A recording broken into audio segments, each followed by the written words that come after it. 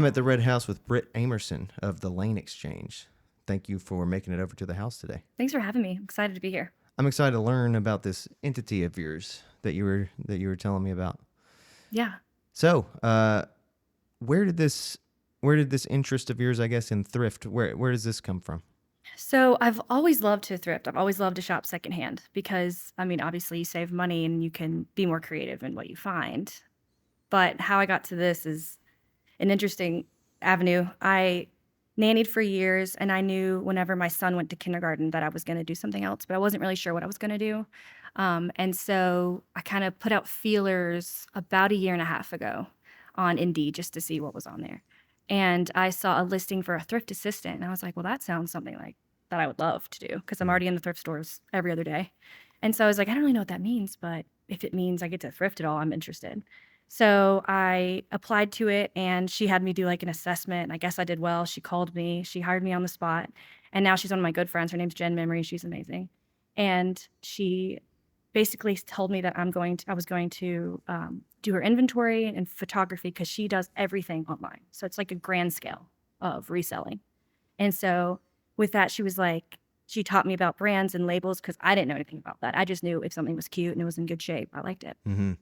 And pretty much the same week that she hired me, she's like, you could do this too. And I was like, okay, well, like, why not give it a shot? Like, I have the flexibility with my job of working for her because it was part-time and then nannying part-time. I was like, I'll just give it a shot. So I went online and to like eBay and Poshmark and Mercari and kind of figured out how to do it with her help and went in my closet and was like, well, I don't need all these things, so I'll just list them. And I found success with it and I was really enjoying it. And I was like, okay, this is fun.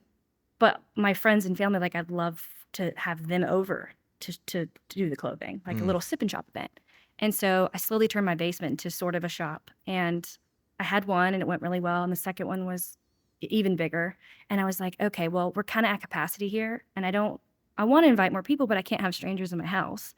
And so I went to my husband, I'm like, I don't really have a desire for a brick and mortar, but I would love the idea after doing some research online of being mobile.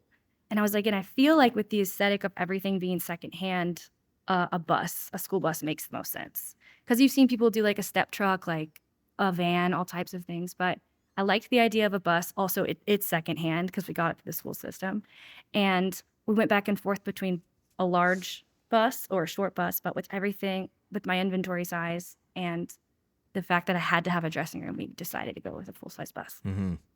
So now I've been doing that with the bus since February. Fun. Yeah. So I haven't got to see this bus yet. Yeah.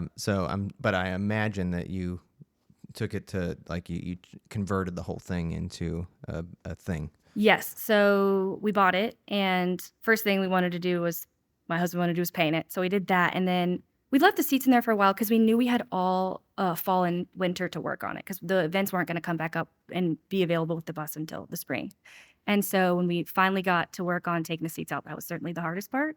But once they're out, it's like there's so much space for everything. And it was so much fun, like a lot of work, but really, truly a blast. That's a time I'll never forget, working on that bus and my son coming and playing on it. He loves to tell people he has a bus. So yeah, it's been really fun. Do you drive the bus? I do not. I get that question a lot. I do not drive the bus. I have a little bit of driving anxiety in general. Yeah. So I will one day, probably out of circumstance, I'm going to have to learn. Mm-hmm. But for now, he's the captain of the school bus, and then I have a friend and another family member who offers whenever he can't to drive it. But like I said, since we just got started, push hasn't come to shove yet with that. But ask me again in like a year.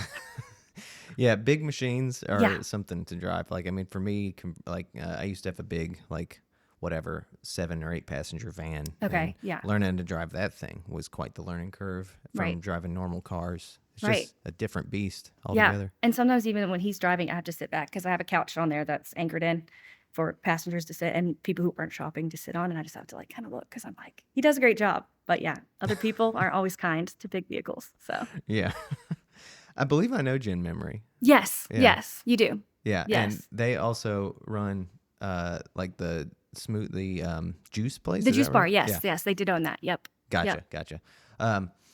So here's a fun question.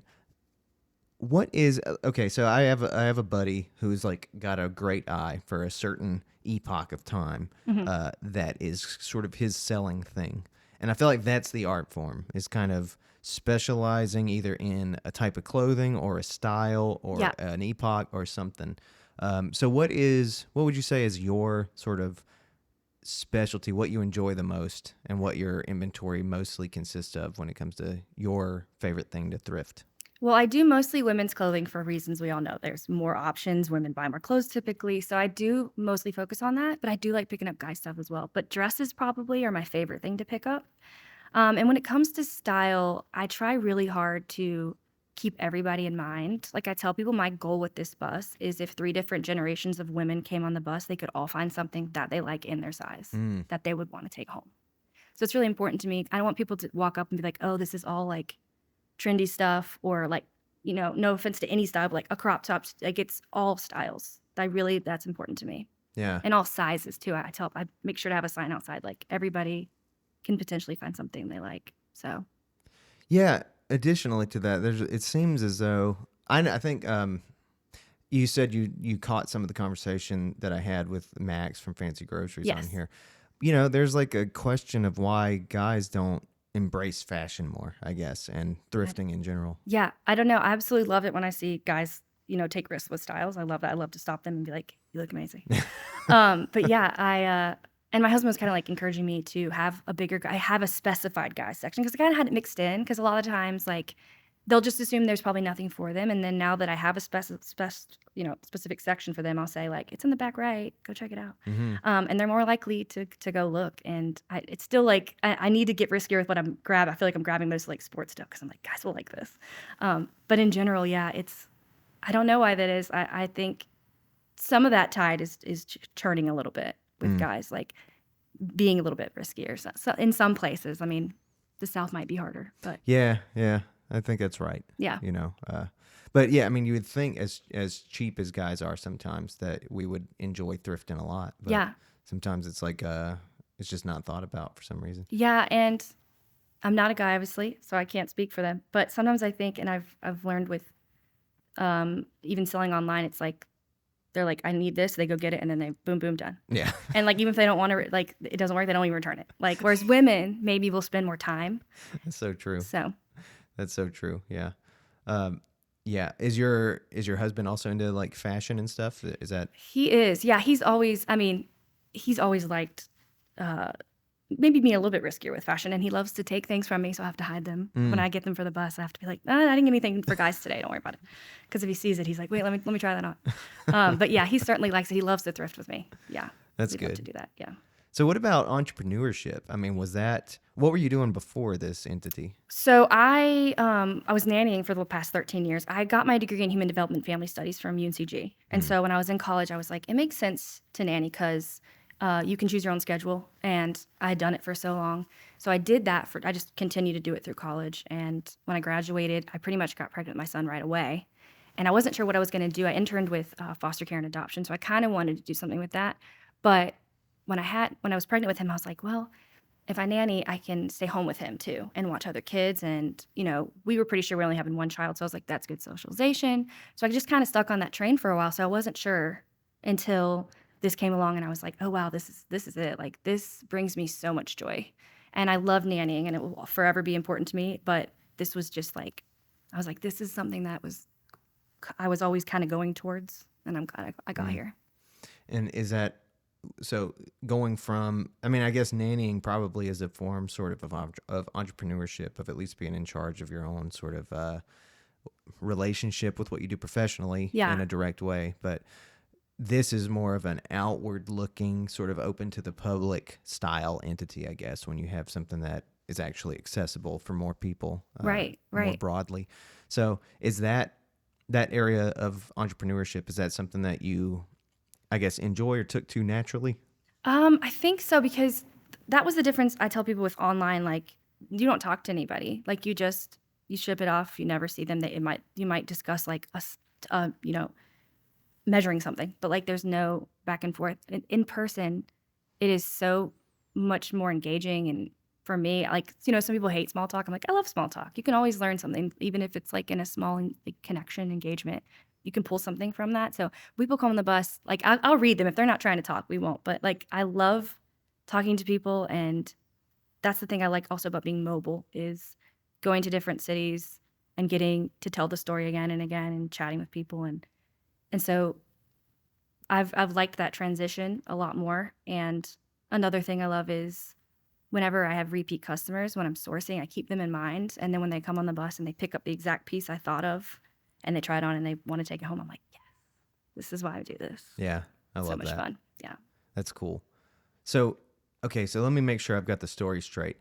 Did you finish the bus in February? Is that what you said? Pretty much, yeah. So it took us 6 months from the time we bought it until like we were totally ready to go to the first event, which was in Pofftown at Okay. Remedy Apothecary in like mid-February. So since February, have you been able to take the bus a lot of places? Yes, so we've been to a few breweries in Winston, and we went to Asheville for a 3-day market in March. That was an adventure because that's the farthest we've driven it. And we learned quickly, like, oh, yeah, this is a full machine. There's things we need to know. So that's been fun. We're kind of around here until mid-May. We're going to Maggie Valley for a boho hippie fest, and then we're going to sleep on the bus. Oh, that's so fun. So my husband's pumped for that part. I'm in between. I'm like, there's a lot of windows. It's going to be bright, but it's going to be fun, and our child's going to love it. So that'll be cool. Boho Hippie Fest, as in Bohemian? Is that what boho means? Yes, yeah. So I've never been to Maggie Valley. I've never been to this event. I don't know much about it. It's the second year. Last year they said they had a big turnout, and there's all kinds of makers and artists and vendors. So I'm excited. Sounds cool. Yeah. Okay, so you've gotten to take it a few places. You've taken Yeah. it down the highway once, and Yes. you've got a few more on the way. Yes. So what is the, I guess, the dream or whatever? What is the dream with this thing? Like, is it a life of a lot of festivals every year or a lot of different cities? What do you hope to do with it? I mean, I would love that. I would love to do this for years and years and to take it further, make sure it's in great shape and kept and able to do that.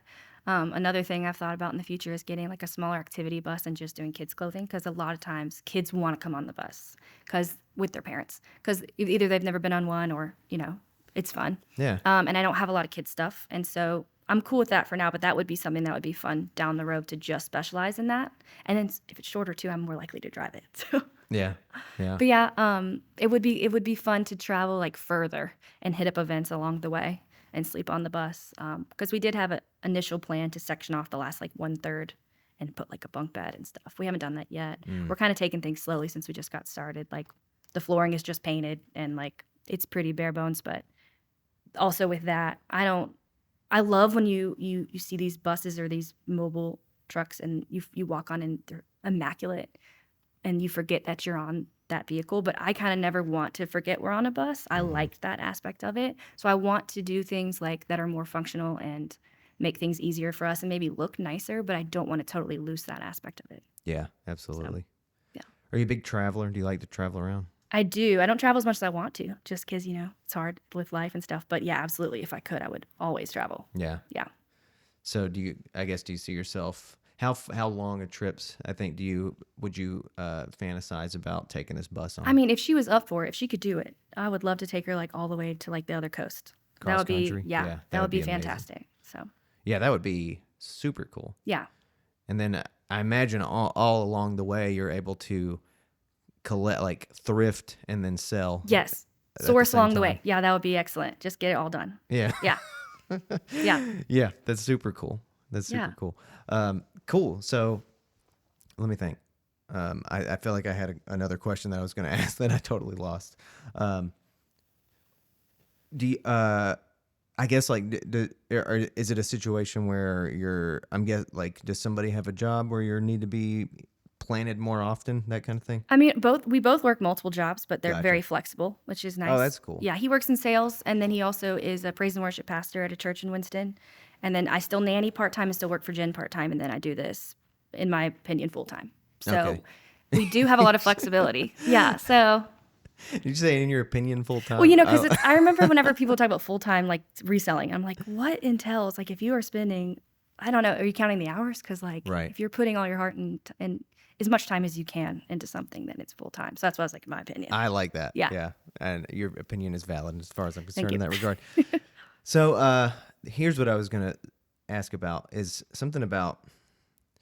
I want to get into creativity a little bit, and it's specifically the creativity of like presentation or something like that, Okay. and what that entails. I guess what kind of state of mind that entails or something. And I think specifically, let's talk about for the person who maybe doesn't know how to explore the creativity of presentation. Yeah. How would you go about starting to introduce them to like being comfortable with that idea, I guess? Do you mean in terms of like clothing? Yeah. I guess because yeah, people do say a lot of times they wear the same thing over and over. They feel stuck or they're just comfortable where they're at. I'm like, well, that's cool. But if you have any interest in going outside of that, you just have to try it. I mean, it's I follow a lot of accounts on Instagram that are just not influencers, but people who just do take risks, and it opens up my brain because I even with doing this, sometimes I'm still putting the same things on my body. So sometimes I'm just like, this might not seem like it works, but I'm just gonna try it. And then I'm like, oh, I love this, and then it just kind of evolves from there. So I guess just taking a risk and trying, getting in the thrift stores and the thrift bus and wherever else, and you know, just looking around and putting things together that if you just were to walk into Target, no offense to Target, I shop there, but you're just going to see the same exact thing versus you'll see the Target shirt in the thrift store, but then you'll also see like an 80s pair of shorts. You're like, well, that kind of looks great together. Let me just try. I've not really seen this together, or maybe I've seen someone do something sort of like this, but I'll try it. If it doesn't work, it doesn't work. But that's one way to try to expand, I guess. Yeah. But there's that feeling you just described of being like, oh, I like this. Yeah. And that's where I think, I mean, and I'm speaking a little from experience. It's sort of like, that's part of the risk is like, you don't know how to, you don't know how to, especially, I guess as dudes, maybe in particular, it's Yeah. harder to like embrace a day where you're like, I'm going to spend the day looking for the feeling of assuring myself that I like this ensemble of clothes or whatever. It's Right. just like, I don't know. That maybe it's a part of that sort of certainty that we're describing might be a part of the thought process, but there's something so simple about the repetition of just the old reliable. You Right. know? And I'm like, that's great too, like to each their own, but it's also fun whenever you're like, well, today I want to be this person, so I'm going to put on this outfit, and it makes me feel totally different. Or I'm not in a good mood, but I'm going to put on this bright dress, and maybe it will change that even 1 degree. So, Okay. yeah. Yeah. So that's a good starting point. Yeah. Another thing that is a curiosity that keeps coming up, which I don't exactly know how to express this, but the fact that clothing seems to be so identifiable by the decade that it comes from, Yeah. it's kind of interesting. And I'm wondering, like, do you think that like affects a mood for you in terms of clothes? Yeah. I mean, especially like depending on the decade, it could be very nostalgic for people. Like 90s, I'm like, yes, I love that. So if I ever see like a Rocco's Modern like Life shirt, I'm like picking that up. That's going on the bus. But yeah, for sure. It definitely does. Yeah. Like 80, you mentioned 80s shorts. Yeah. So like, I mean, these things come and go, but they're always altered a little bit. And so like 80s shorts then versus when they try to like replicate that, the mom shorts, they're different. And also materials that they use now are different. I'm not talking about like the high end stuff because I don't come across a lot of that. That's not really what I focus on. If I see the high end stuff, I'm excited. But I try to just get like middle of the road stuff, and I price myself very fairly for that reason because I'm like, it is secondhand. I'm not picking this up to try to become a billionaire. I was like, I'm gonna be fair about it. But yeah, the 80s shorts thing, it's just different, and you're like, well, I'm not gonna find that anywhere else, and this color is fantastic. Yeah. It's weird that like the 80s had a color scheme, I guess Right? is what I'm saying. Yes. Like it's like I have color schemes in my head for what the 70s look like, what the Yes. 50s look like, and what the 80s look like. Absolutely. And the 90s too, but the 90s more like for me more like a shape and more like weird ideas about clothes, I guess, or something. And you mentioned a term that was confusing me. Like Y2K, is that what you said? Y2K, yeah. So I don't know the exact years that would. I like to think it's like right before and right after, like right before 2000. So like, if I had to guess, I'd say like 97 to like 2005.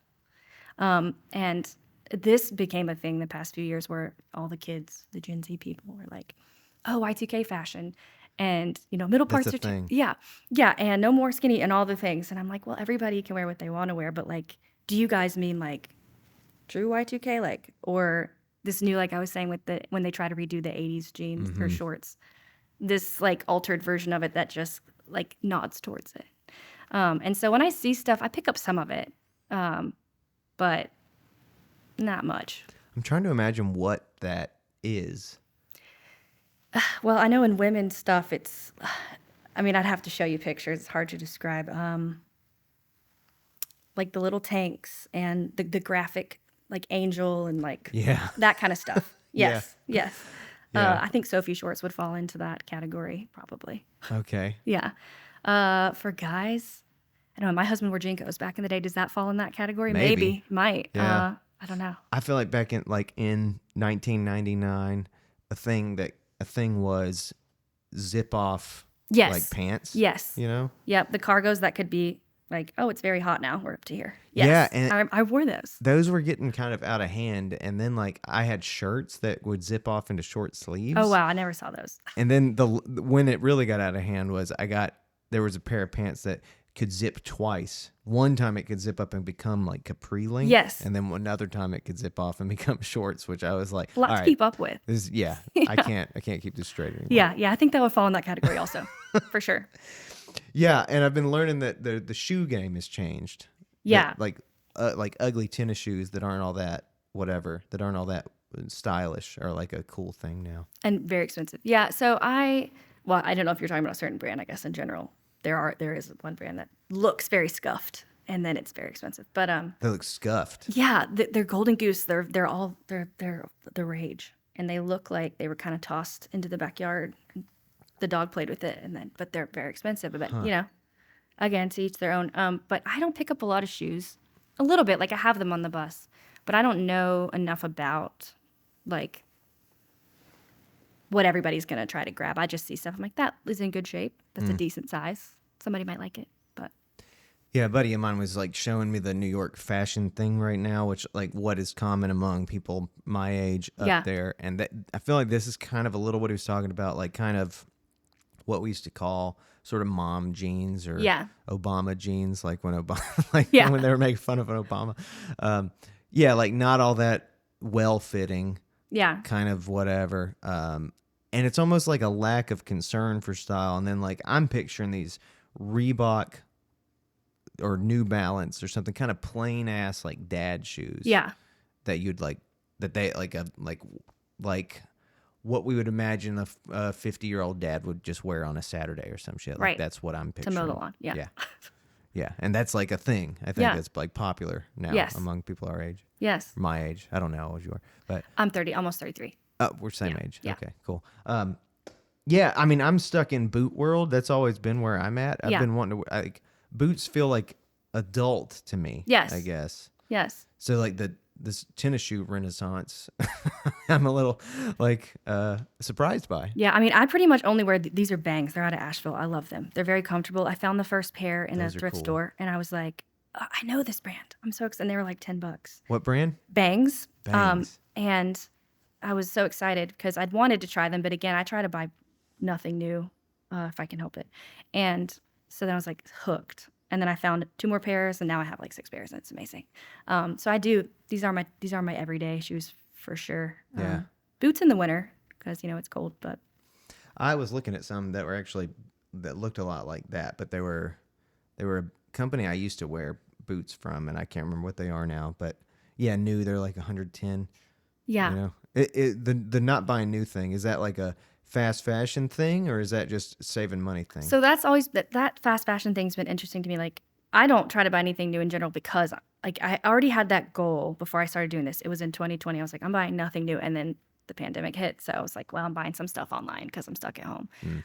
But then whenever I started doing this, I was like, yeah, there's no need for me to, because I'm sourcing stuff I can just take from my own inventory. I'm already in the thrift stores, consignment stores. There's no need for me to be buying anything new.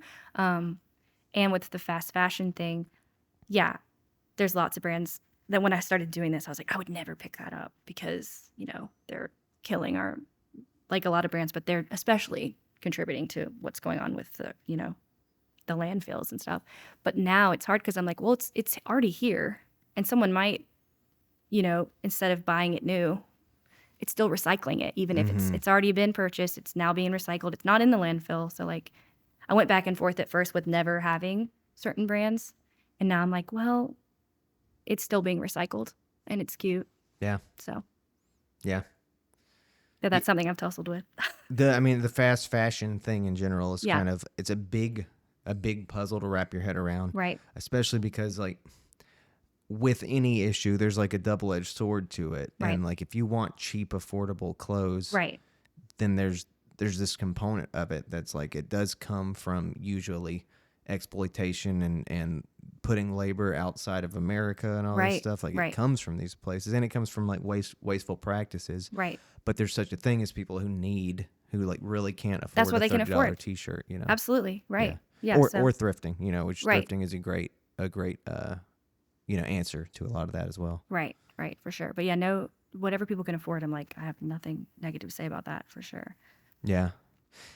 Is the thrifting community one that's like, tight knit and like friendly, or is it competitive as It's as an art I'm form? best friends with like everybody who works in all the thrift stores because I'm in there all the time. So they're all my best friends. I love That's them so good. much. And the people in there, I mean, I like my space. So sometimes when people get too close to me, I'm like, I'll just circle back to this area later. Because people do sometimes get, Oh, like buyers. yes. Yeah. In terms of like thrifters and resellers and stuff like that, everybody's been really cool. That's good. That I've met.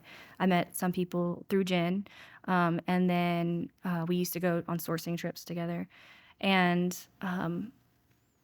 through like Instagram, you'll connect with other people and message each other and ask questions like where do you source or just tips on things, how to get started. And I've not come across anybody who's not been pretty cool. So that's been nice. I don't think I realized that Jen did the thrifting thing. Yes. Like, I didn't know that was a part of what she did. Oh yeah, she's big. She's big in the game for sure. Okay. Yeah, the Thrift Life is the name of her business. Gotcha. Yeah, she's amazing. Yeah, Love her I to met death. them a long time ago. and Yeah. Not even we haven't been in touch in forever. So, Yeah. I'm glad to hear that they're out there doing things. Oh yeah, killing it for Yeah. sure. And do they have a new entity? So it's the Thrift Life. So she does live sales on Whatnot, which is she literally just goes on and sells everything by like showing it, and people bid on it. So that's pretty cool. It's not really my thing. I'd rather do like in person, but it is very cool, and it can be very lucrative for people for sure. Gotcha. Yeah. So do you have any creative outlets outside of the thrifting world? I feel like since I started doing this, it's pretty much consumed me. So this is what I do most of the time. Like I used to read a lot, and I haven't read in like one calendar year a book. I used to skate, rollerblade, or not roller, quad skate a lot, and I haven't been doing that. So I would like to get back into these things. I feel like I was struggling to have like a work-life balance for a long time, and the bus came along, and that's been my sole focus of like everything. It's like pretty much my personality right now. But I'd like to get back to those other things. Once everything becomes, and we're getting there. Like I feel like once it was rolling and I've done some of these events and I know the process of everything, it has felt more natural. Like I could have more time for Yeah. other creative outlets, but as of right now, can't say. Well, so just before you got here, I was listening to some stuff about business and about entrepreneurship and motivation and basically success, like kind of key attributes about successful people. Yeah. And how, whatever, that's what I was listening to, and listening to like success stories and the mentality of people who kind of achieve success, large success. Yeah. And I guess the slight impression I'm getting from you is that like there's a lot of drive going into this thing. Like you sound very focused, and Yes. like you really are passionate about building this thing. For sure. Have you always been that? Have you always been like sort of clearly pursuing a thing like this? Not like this. If you would ask me a few years ago, like, do you see yourself being a small business owner? I'd be like, probably not. But in terms of whenever I care about something and something's important to me, yes, wholly focused. When this started, I was like, this is cool. Like just even online, like, well, this is neat. This could be something. And I started taking more steps to do, like I told you when we went on sourcing trips and started doing the in-home sip-in shops and kind of growing it from there. I saw something, some potential, and I felt something inside me that was so like, just blooming of like, keep going. This is it. So yeah, when I wholly care about something, like people in my life or things like this, I'm fully focused. Have you found a routine that supports this? I guess you just mentioned kind of a balance between life and work, and obviously you mentioned you have a family. Yeah. So I'm wondering, do you have a routine, a daily ritual that kind of that you've discovered that makes this most possible for you? For sure. My schedule stays the same between the 3 jobs, so that's nice. I know what to expect each day.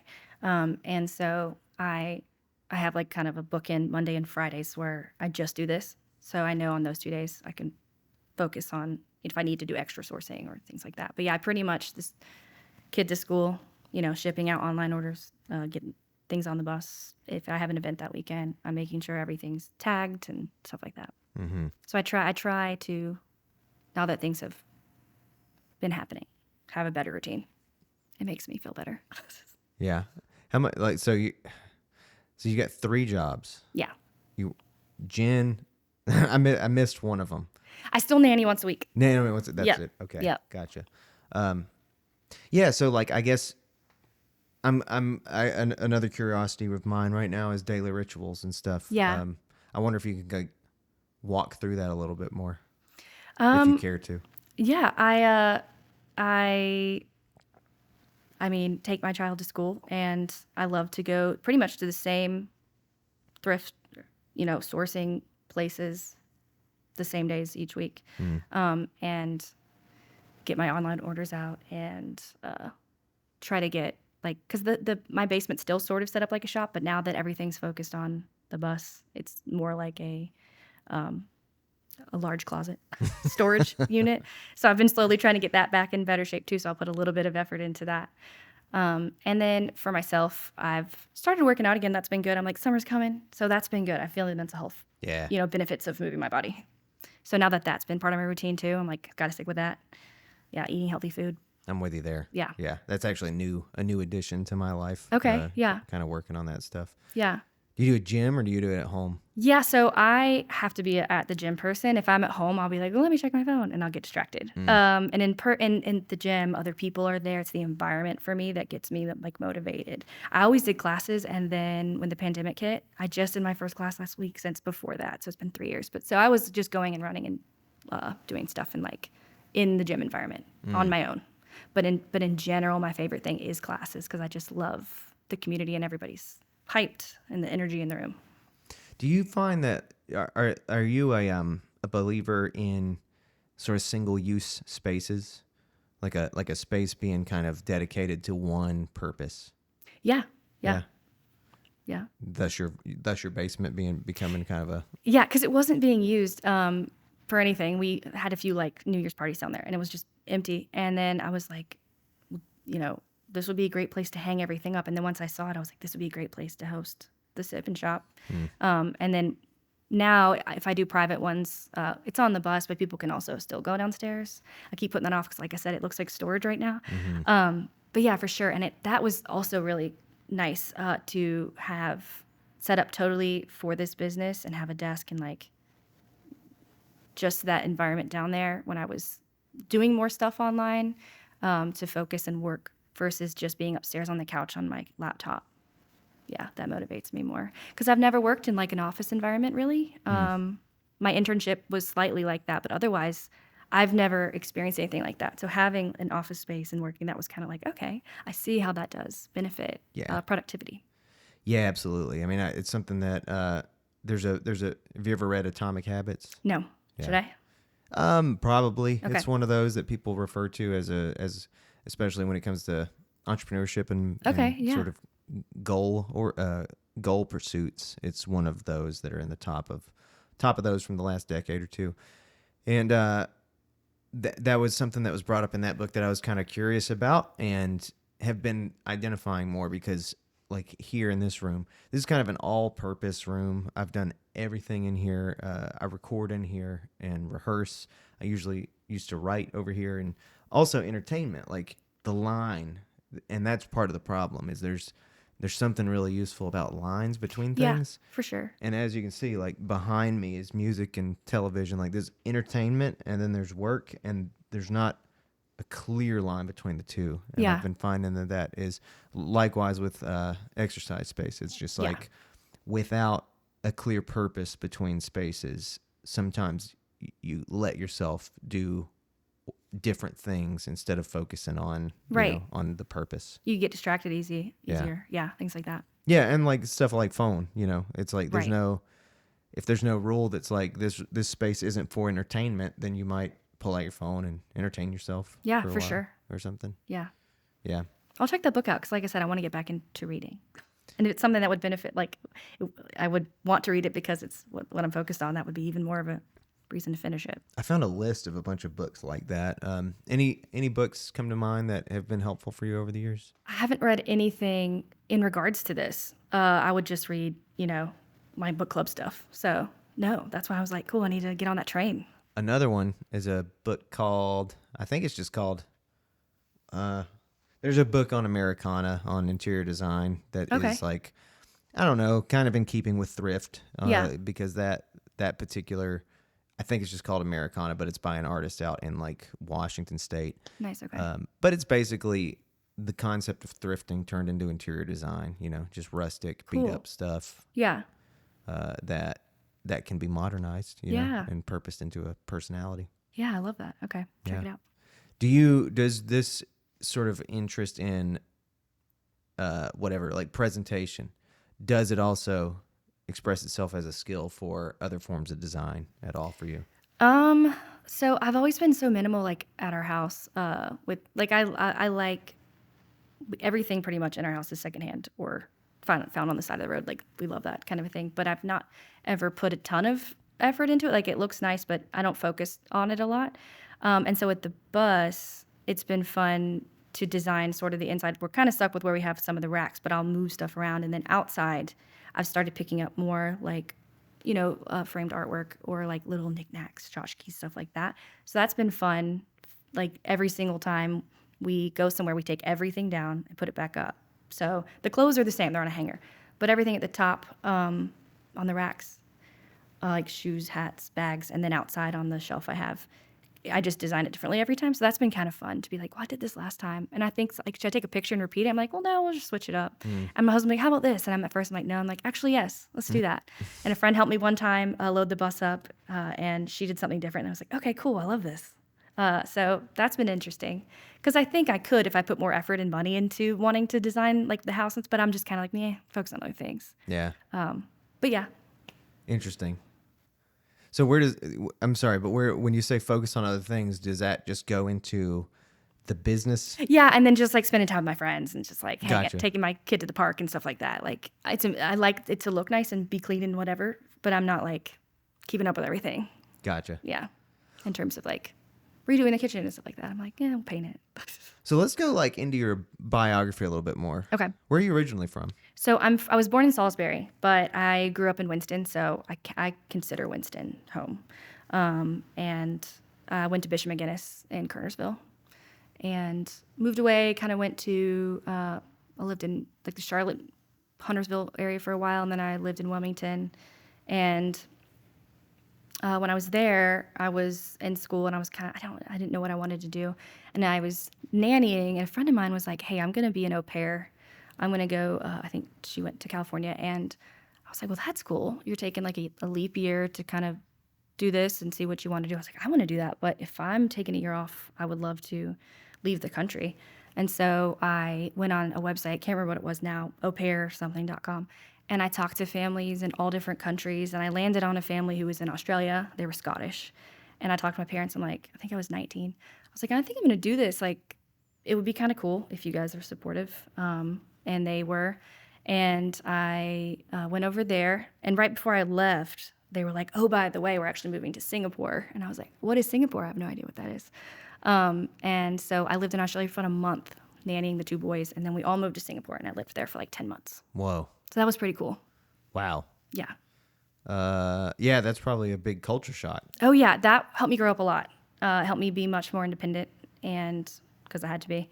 I have some crazy stories about having to go to Malaysia because my visa ran out and all this kind of stuff.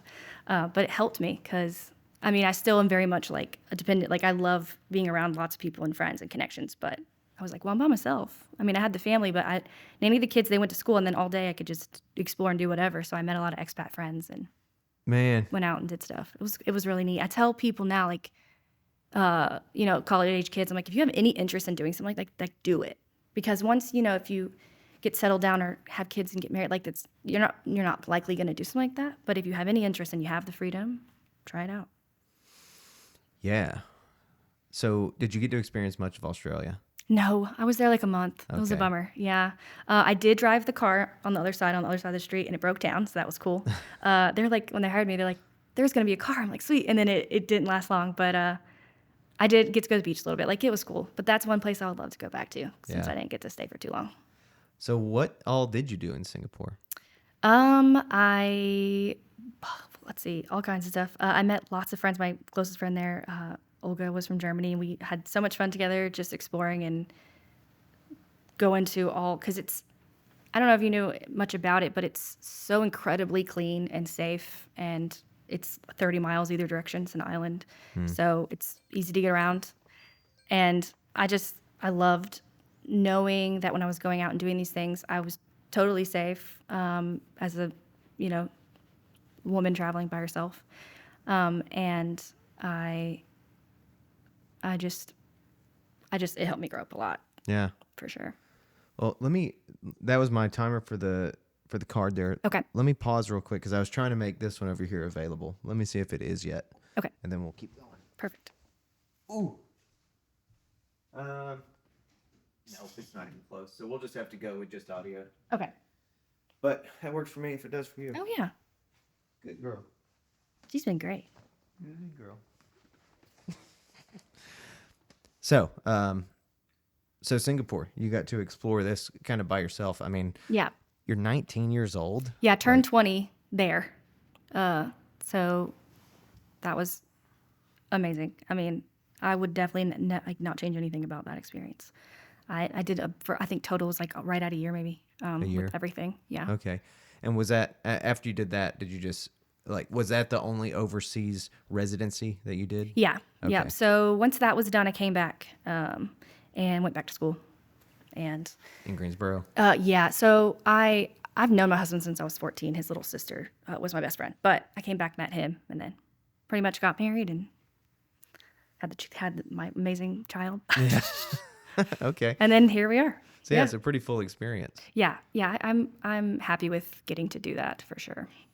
And having done all that and seen a little bit of the state of North Carolina, you feel it seems that you've decided to stay in Winston-Salem. You like the area? Yeah, we were in Greensboro for like maybe 4 years and then moved to Winston 6 years ago. Yeah, right before I had my child, so maybe 7 years ago.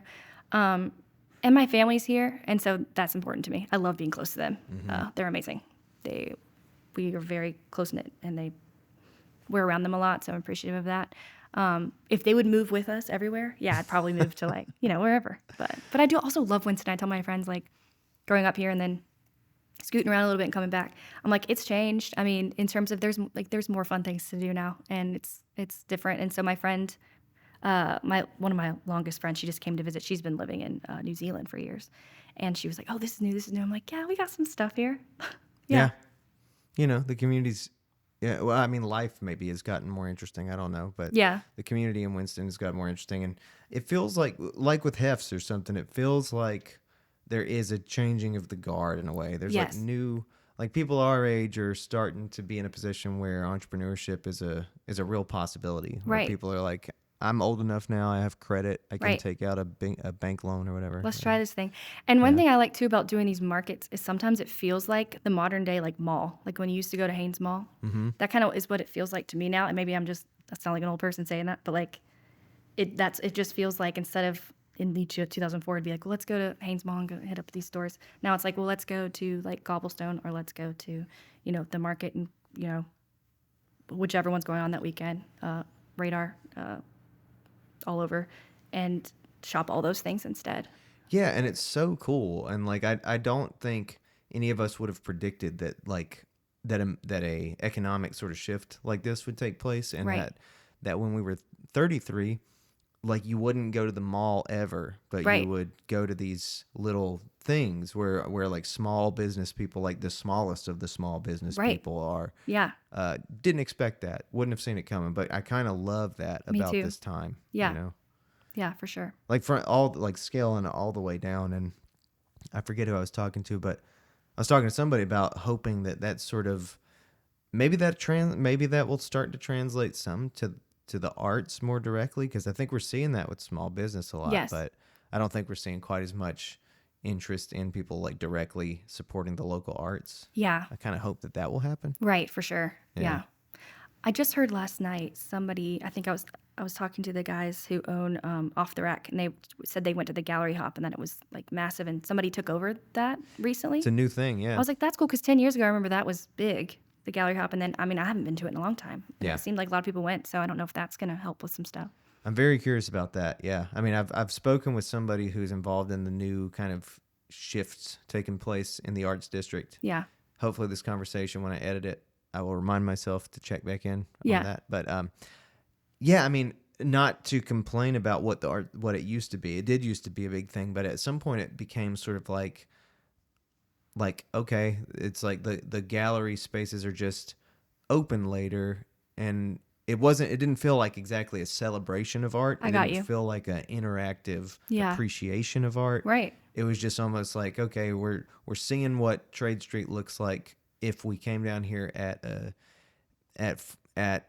11 a.m. on a Tuesday, Yeah. but instead it's Friday. It's the first Friday of the month. It was Right. just like stores were open. Yeah. That was what it was. Yeah. So I hope that they're kind of, I don't know, jazzing it up a Yeah, little for bit. sure. Me too. I guess I will say they did used to have music on the street, and that was a fun time Yeah. back then. Right. Yeah. That alley, they used to have music right there in the Yes. alley. Yeah. I guess it was like 12 years ago at this point that I'm thinking of, maybe, but yeah. Yeah. Yeah. Yeah.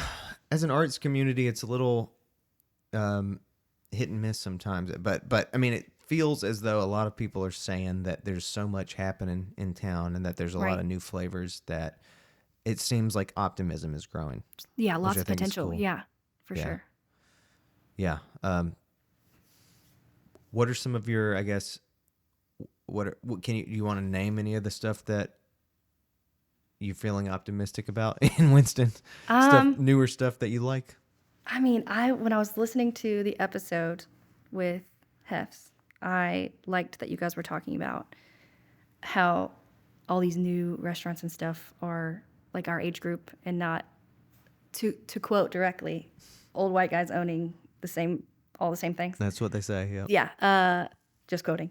And so I was like, that's pretty sweet. I'm loving that. And I think in another one you were talking to someone about, music and trying to get more of that going on. Yeah. There's These smaller, lesser known artists getting Yeah. out more.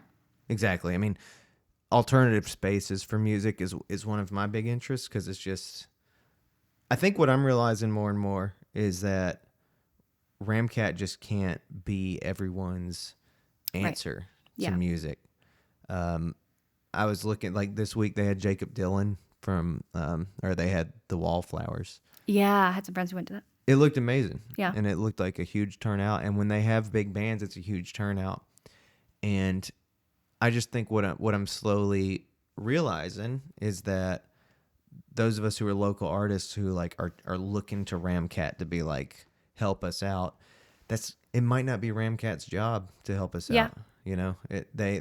They might serve the community better by putting on bands like the Wallflowers. Yeah. And Yeah. they can still have local openers here and there, but they exist to put on big 1,000-person shows, Right. So I think it would be amazing if there could be a space that could be home for those of us who pull between like 50 and 150 people. Right. For sure. But when I drive around town and see things that I've not seen before, it does excite me. Even just seeing weird little businesses on Trade Street Yeah. is fun. Yeah. New restaurants, super fun. I like seeing a lot of these places do collaborations too. That's always fun. Like which ones? Brittany from the Humblebee, like she'll do something with like joiners, or like you'll see like I don't know what I'm trying to think of. Like come together and not just be like places that have brick and mortars, but like popping up somewhere else Yeah. to collaborate. Yeah. Yeah, that's what I'm trying to say. And like kind of like what Justin was talking about, how he was having Kuya Bear come in and do stuff like in that. hefts. Exactly. Which Kuya Bear, I think, just announced this week he's got a food truck. Yeah, I saw that. That's awesome. That's gonna be crazy. Yeah. Yeah. And food truck game, by the way, Yes. is strong. For sure. There's some good food trucks. My out husband's there. always like, we got to do that next. I'm like, hold on. He's like, people love food. I mean, come on. I'm like, well, let's He chill. wants to do a food truck. Because we've always said he makes like the best grilled cheese sandwich ever. So he's like, I want to do a grilled cheese food truck. I'm like, I mean, people would like it, but we got to do one vehicle at a time. Intriguing. Right. He's like, what if I just serve them off the bus? And I was like, I don't think we can do that. Health code. Right. I'm Yeah. like, that's not gonna fly. But yeah, food trucks. Oh yes. What does he do different about his grilled cheese? I guess we'd have to watch, because that is an art form, what he does with food. I mean, he cooks really well. I don't cook at all. But yeah, I think everything he cooks is amazing. But the grilled cheese is the thing that Really? we all the butter on that. I don't know. I'm so curious. I should have brought one today. Yeah, you'll have This to. is unrelated to anything, but here's my house's grilled cheese. Well, I need to. You know what I should do is come by and check out your Yeah. men's inventory. For and sure. Then maybe we can do like a lunch thing with your husband. Yeah, that'd be great. fun. I'll be at Barnola on Saturday. They're doing a neighborhood market. Okay. Yeah, so Well, I will maybe. weather pending. Yeah, maybe we should do the grilled cheese while the bus is parked, so the health department doesn't find Like a us. separate thing. We're not selling this. This is a gift. Yeah. Yeah. Gift cheese. Yes. Yeah. Yeah. Interesting. Yeah. I mean, a grilled cheese. There's bound to be somebody in Austin that's done that, but Oh yeah. I bet a grilled cheese that would be so fun. Yeah. I mean, actually, so his family, my in-laws live in Seaside, Florida, and they have this like row of Airstreamers that just live there, and there is a grilled cheese one there, but it Yeah. doesn't move around. That's cool. But certainly, I bet there is one somewhere that travels. So I did an event at Bailey this week for Aperture, and there was, I think they were called like OVO or something Okay. like that, but it was Korean corn dogs, Oh, cool. and they were so good. I bet. And that was cool because like within the batter and stuff, they had different ingredients or whatever. No, it wasn't within the batter, but anyway, they would make a really good corn dog, and then use sauce and stuff to put these toppings on it. So you could get like fried potato wedges on the corn dog, or That's amazing. what I got was like they put like honey mustard on there and then put Doritos on it. So you just got pieces, little Dorito crumbs like stuck to your corn dog. I love it. I love when you get to build your own situation. Yeah. That's the best. It's so good. Yeah.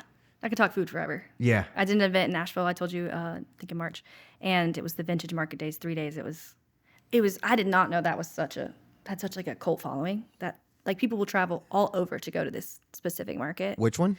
So it's called Vintage Market Days, but they're everywhere. They're like here, Austin, Charleston, Savannah, they're all over, but people travel from all over and will try to go to all of them. So that was a great learning experience. But my point of that was I tried a waffle dog. So I guess just a hot dog in a waffle. It was great. Never had one. No, I was like, I'm definitely eating that for sure.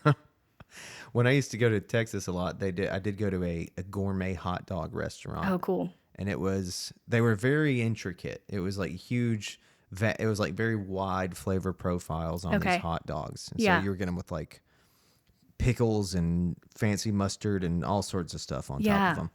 And that was expensive and it was tasty. Yeah.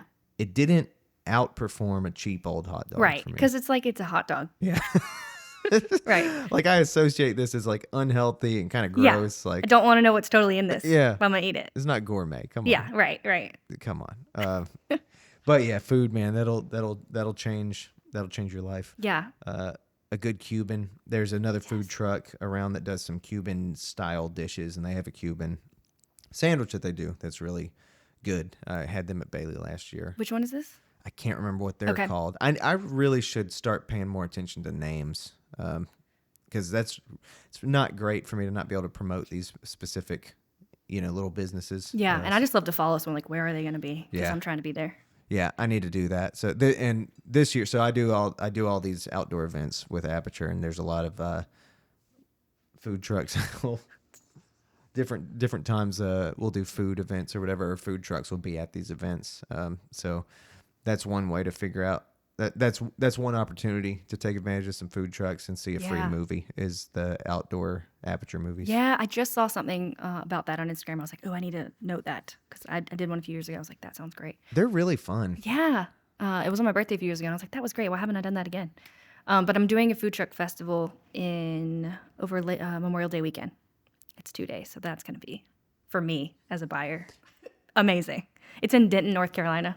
Huh. Yeah, so I'm just excited to see all the food trucks. And I'm gonna start. Yeah, I'm gonna start with Red House watching your Instagram real close to Yeah. see what events you're up to because it sounds like you're into some fun stuff. I try really hard to do specifically like not just the same thing every time. Just like I tell people when I bring the bus, I try not to bring the same inventory every time because Yeah. if you do come, I don't want you to think I already saw all of this. So I make a point to switch it up. But I do post where I'm going to be. I have this weekend was my only event free weekend until like middle of June. Oh, cool. Well, I'm Yeah. glad you decided to come up here. Yeah, I was like, this is great timing. Yeah. Yeah. I bet that there will be an opportunity. I bet if you emailed Aperture or something, I bet there could be an overlap I will totally. opportunity Yeah, there. I always tell people I'm not above reaching out and being like, hey, you want to work together? Because you never know. Yeah, you've got me thinking. You just got me thinking more about like, because it sounds like with your thing, there's a lot of crossover with food trucks and with Yeah. other types of vendors, and Right. I'm wondering if Aperture could think about A Mobile more as a vendor that might have like stuff in common with some of these other things, and could even turn some of these daytime events into evening events because we have to do these at night. Okay. So that's interesting to think about. I'm going to pass that off to her and see what she thinks about that. Yeah, because it's an interesting like middle gray area because some of these events are just makers and I'm like I'm not a maker, but I'm also it's recycled stuff, so it's not adding anything to like nothing against that, but like it's not like retail or whatever. yeah. It still is helping Yeah. things moving in recycled.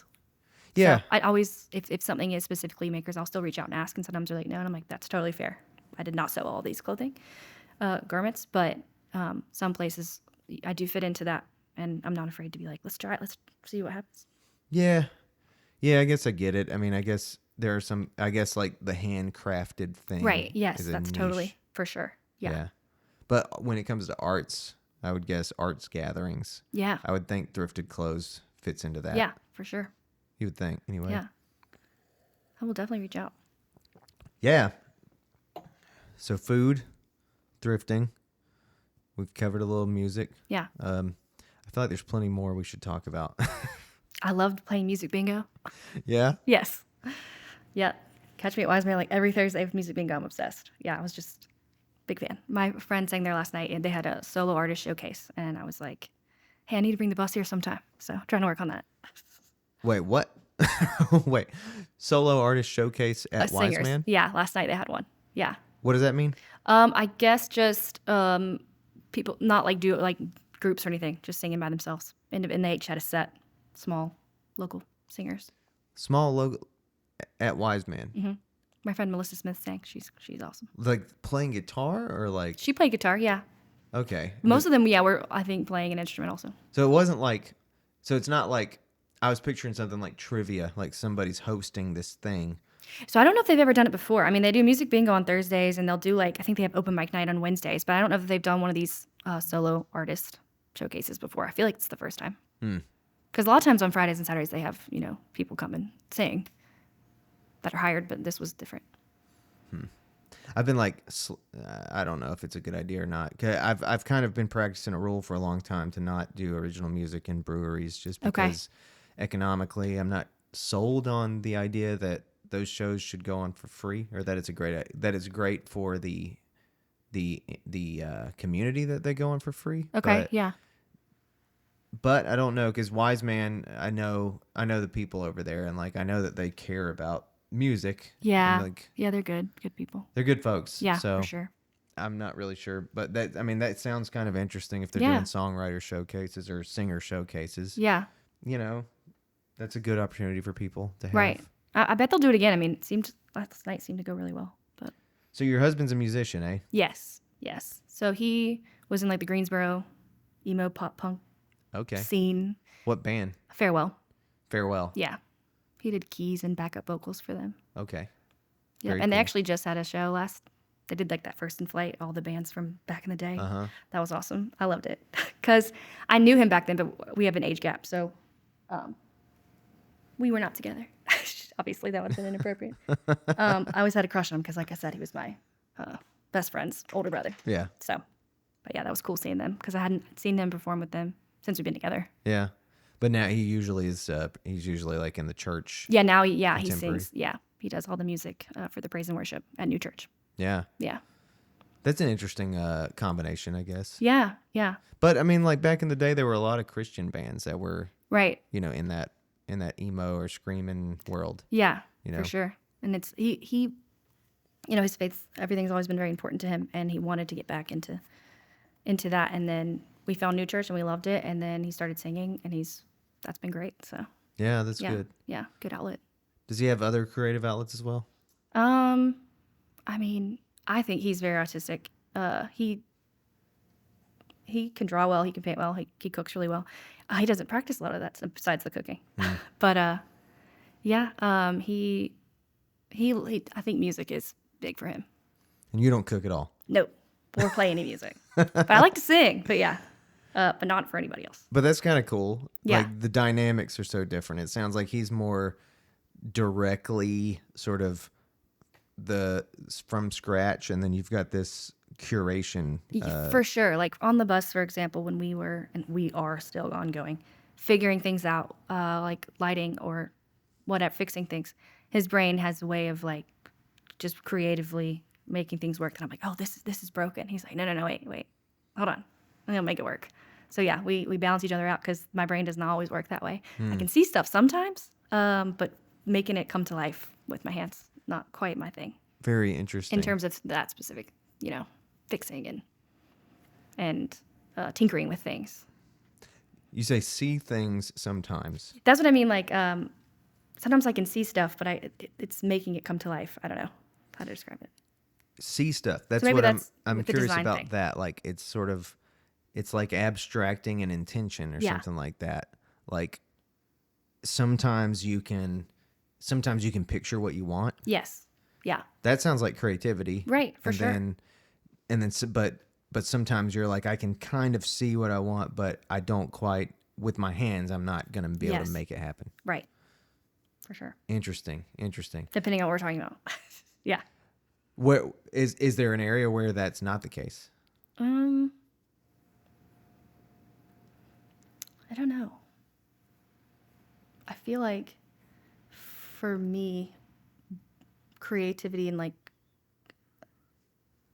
expressing, like it's human connection. Like I feel like that, if that makes any sense, that's sometimes where I feel like I'm the strongest. And I say like my life purpose sometimes I think is human connection. And that's kind of how I even got here because I'm connecting with people. And does that make any sense? Does that It sound does. crazy? Yeah, no, I'm following you. I'm trying to. I'm very interested in this. Yeah. And I was trying to explain to someone the other day, and I think they were like, okay. And I was like, I don't know. I just feel like that's what I was supposed to do. Like I nannied and took care of children, and like my friendships and my family are so incredibly important to me. And then now with this, like I feel like I'm a stylist for a bunch of people I don't know. And then I get to talk to them and get to know them. And it just feels like that's where I thrive the most. But sometimes some of the other stuff is harder for me to get together. I think that's really interesting because, obviously who I usually talk to are people who would say, well, my creativity is to write words on paper. Yeah. Or my creativity is to invest all my time in an instrument or Right. in filmmaking or whatever. It's these semi-tangible, sort of like it's tangible, but really the creativity is what's expressed through the tangible thing. Yeah. But I honestly think ultimately, like sometimes the point of all that is really about the outcome that creates connection between people Yeah. or empathy or whatever, like some Absolutely. kind of thing. Yeah. And it sounds like you're kind of describing, like I could skip the inanimate object and go straight to the connection part. Yeah. I'm like, it just brings me joy. I love bringing other people joy in terms of connecting. That's why when I said earlier, I'm like small talk thing. I'm like, I get why people don't like that. And there's introverts, and I'm not an introvert, but like to me, just that is so life giving and fulfilling. Has that always been your kind of I mean, personality? I was shy, like growing up on and off, changed school some, but even with being shy, it was still very important to me to have good connection. And I try to instill that in my son, and he's very much like that too. Just loves to talk to people and just connect. And it's just like I said, I really think that was is my life's purpose. That's cool. Yeah, I like that. I mean, there's something very I don't know, there's something very rich sounding, I guess, about the idea of human relationships being an art form, which is yeah, something I've just never thought about before. yeah. I mean, like they talk about like emotional intelligence or like social IQs and stuff like this, and it's like some people like everybody's so different, and some people have no desire for it, and some people just they can't grasp it, and things still scare me. Like this scared me today. I was like, oh, I've never done something like this. I'm scared, but I'm like also like this is exciting, 'cause talk. I love to talk, and so yeah, it's definitely interesting. It is. I mean, well, there's also, sometimes you meet a person and they're really hard to talk to, Yeah, and they maybe make you uncomfortable in some way or something, for or sure. they wear you out. And I've been in that position. I've probably been that person many Yeah, times too, right. Probably all but have. Yeah, there is something really graceful, I guess, about something like being the type person that is almost like saying, well, the connection that I'm going to have with somebody, that's going to be kind of a higher precedence, a higher priority than like whatever, than just being purely freely myself or something. yeah, And yeah, that's the same rules that are applied within the arts, I think. Like if you were if you were an obnoxious performer of guitar or something, yeah. you're not going to connect with an audience. Right. And it's interesting that those rules might apply in the same way socially. Yeah. You're right. Yeah. That's cool. Uh, yeah, that's cool. And so I'm guessing when you were talking about sort of like the small talk that takes place with people and kind of engaging with them in that way, I mean, that probably matters to you quite a lot in your being able to kind of have a space that is open to the public in this way and For connecting sure. with people over clothes and stuff like that. And I'm like, everybody's welcome on the bus. Everybody, everywhere. And if you want to talk, we can talk. You can sit on the bus and talk. I mean, I had friends like a couple events ago, like they just sat and talked and people would come on. And I'd be like, well, move your legs a little bit, but like also you guys can sit and talk. And we like made new friends, and I'm like, this is so life fulfilling for me to do that. I went. I wonder if you were. I went to an event. I don't remember what it was called. A friend of mine put on a little arts event Okay. near, I think it was down Marshall Street, like 2 years ago Okay. or a year. It might have been last year. I think it was like a year ago, Yeah. and it was near like Old Salem, Yeah. just a little thing, live music, and I was like in my mind, I'm trying to remember if there was a bus there. But did you do an event down there? No, because we just started in February. Yeah, That's we didn't right. do That's anything right. last year. So You're brand new. last fall I did some pop up events with like a table and a rack, a few places just to like put feeler, like get to know people and see like how it did. But nothing with the bus last year. Okay, and it might not even have been a bus, but that was where I met Max from Fancy Groceries. And Okay. yeah, so anyway, just fun stuff. Yeah. Fun stuff going on. Yeah. Some people get on the bus and they're excited because they're like, oh, I'm from this city, that city, and we have these things there. So I'm excited to see it here. And I'm like, cool. Yeah, good. Welcome. We need more stuff like that. Yeah. More just interesting experiences for people. Because also with being I'm not quite in a bus community, but on Facebook, these groups, like I chat with people or I read things. People do such creative things with them. Like there was a guy who had like a music school on a bus. There was somebody who had like, flowers or like, you see like bakers, like you could come on and like have like a cake making class. Like there's so many, and not necessarily just a bus, but in general, these things that can move around to other people. I would, yeah. So I was working on a business thing about kind of an extension of this, trying to figure out how to incorporate live music into the Red House sort of entity. Okay. And one of the things that came up was, what if it was like a mobile thing? What if Yeah. it was a thing? And I started thinking about, a tiny house versus a bus versus different things. Some kind of pop out stage versus a thing you could do inside the bus that was Yeah. a stage or something. Yeah, so that like definitely speaks to my curiosity a little bit Yeah. because I'm not a somebody was on the show recently who had a van who was just like it was just a really badass van, and I'm not somebody who really knows how to just like take something like that and be like, I know how to convert a bus, I know how to Right. like do all the stuff to But it. thankfully, we live in the age of YouTube tutorials. Exactly. So we referred to those a lot. Yeah. So, I mean, that's a nice thing living in the age of information and like connecting with, again, online though, people all over in these groups and getting lots of ideas. Like we have much more plans going into the future that we're going to wait when things, Yeah. continue. Yeah. Like I'd love to put like a little deck on the top. Nothing too big, just something so we could sit up there. That'd be nice. Just little things. But yeah, in terms of you saying you don't know, I mean, there's info out there that could certainly like Yeah. lend itself. Yeah. You never know. Yeah, I'm a little curious. You're sparking my curiosity a lot because I Yeah. think that would be super fun. And like It's a blast.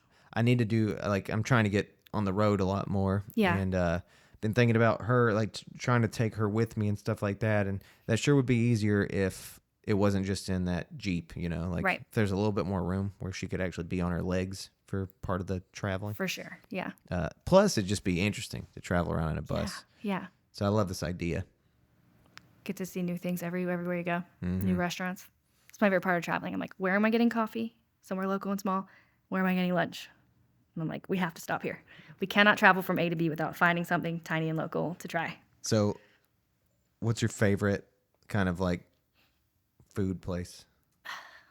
I mean, I love everything. I love truly Thai food.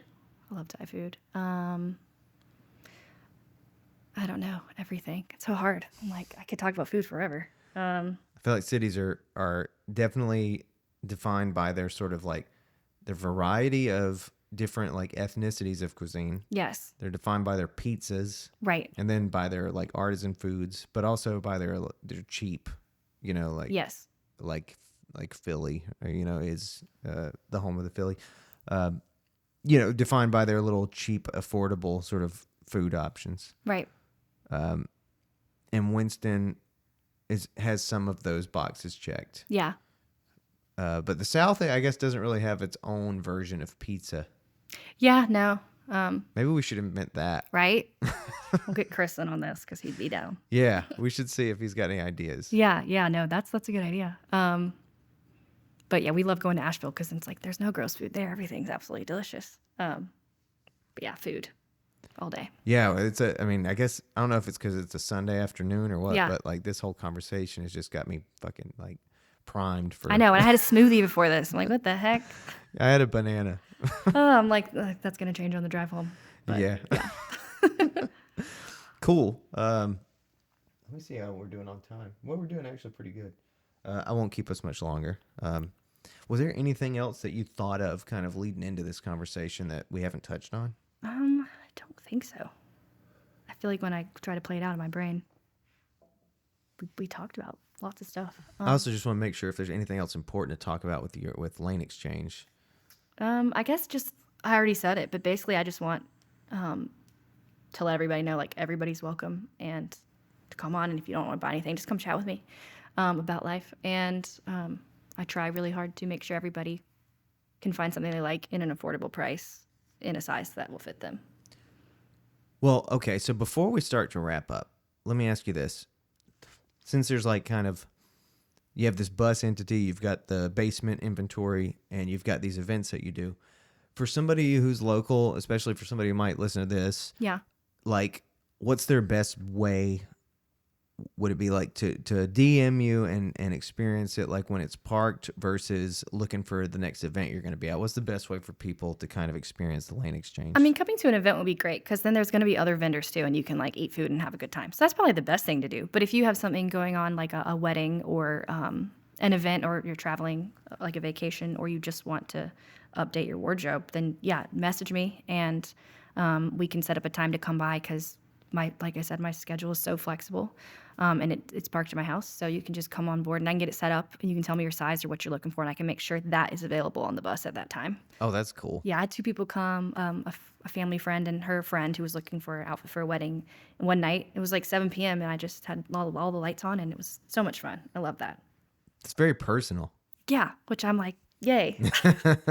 But yeah, in-person stuff's great, but the vendor events are always just such good vibes. I haven't had a bad experience yet, thankfully. That's awesome. Yeah.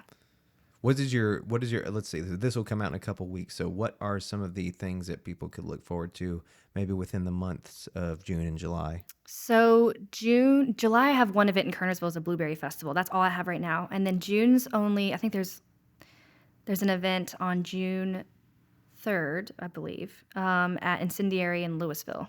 There's it's an incendiary in Louisville? Yeah, it used to be West Bend, Oh, and they bought it. okay. And so it's a night market. I'm going to do that. And then the 4th is in Greensboro at their curbside farmers market. So that's cool. I haven't been to Greensboro yet. And like I said, I used to live there. So I'm kind of like, and my best friend still does. So I'm like, cool. And then the following Saturday is June 10th. I'll be in Hendersonville, which is kind of out there for anybody locally listening. But throughout May, I'll be around. I'll be at Barnola on Saturday, the 29th, for their event. So that'll be cool. And I'll be at Boho Depot on Renolda on May 20th. Oh yeah, I've driven by there a lot and haven't actually stopped in there. Yeah, that one's going to be cool. There's going to be a lot of, I think it's like, I don't know if they do it quarterly, but it's their Disco Days of May. That looks pretty neat.